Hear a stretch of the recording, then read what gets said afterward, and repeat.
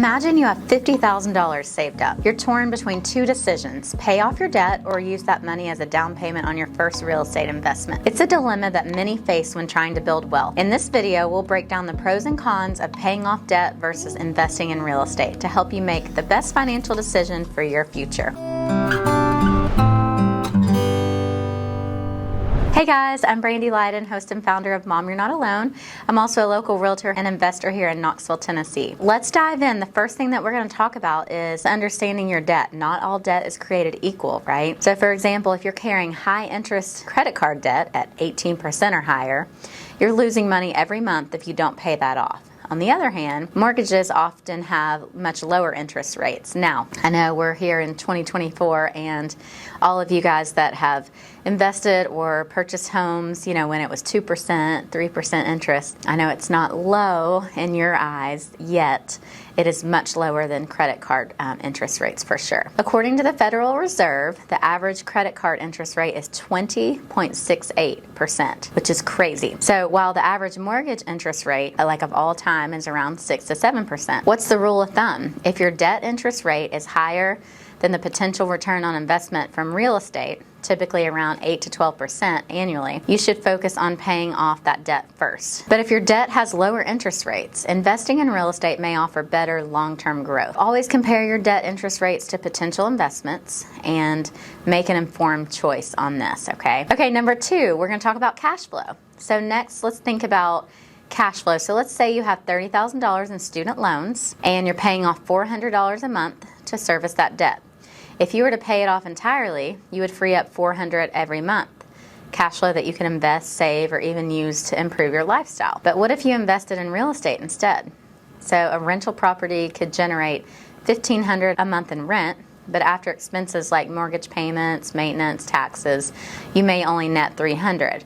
In this case, paying off debt gives you guaranteed savings and increased monthly cash flow, while real estate comes with potential rewards and risks. So ask yourself, would you prefer the certainty of being debt-free, or are you willing to take on more risks for higher potential returns? So this is going to be a personal opinion. So many of us out there are, not risk adverse. Many of us love to take risks. So this is going to be a personal decision for you. So number 3, we're going to talk about leverage. So real estate allows you to leverage your money in ways like paying off debt does not. So imagine you have $50,000.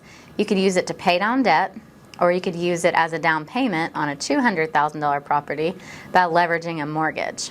Now you're controlling a $200,000 asset with only $50,000.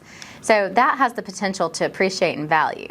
And if your property appreciates 5% a year, that's $10,000 in equity growth annually. Double the returns of paying off low interest debt, right? However, leverage works both ways. So if the market dips, or the property doesn't perform as expected, you're on the hook for that large mortgage, which adds a lot of risk, right? And the question to ask you guys is, are you financially stable enough to handle this level of risk and commitment? So in other words, do you have, let's say your mortgage is $1,500, $2,000 a month, okay?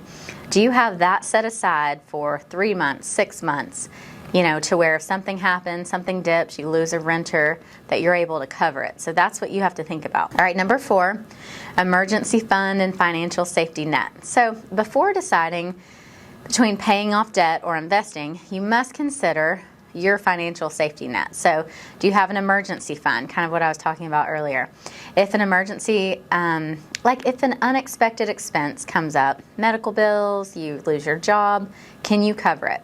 So do you have 3 to 6 months worth of living expenses in an easily accessible emergency fund? If not, this is going to be crucial before you take on real estate investments or aggressively tackle debt. Without an emergency fund, you risk financial instability, whether you're carrying debt or managing a real estate property.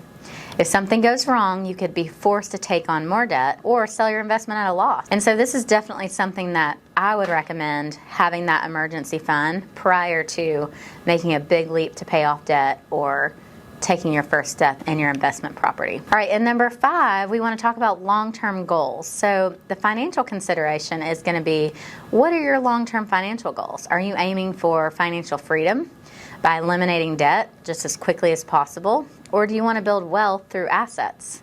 So paying off debt gives you peace of mind and reduces financial stress. However, investing in real estate can help you grow your wealth faster by building equity, generating rental income, and benefiting from tax advantages like depreciation. If your goal is to become debt-free, focus on eliminating your debt first.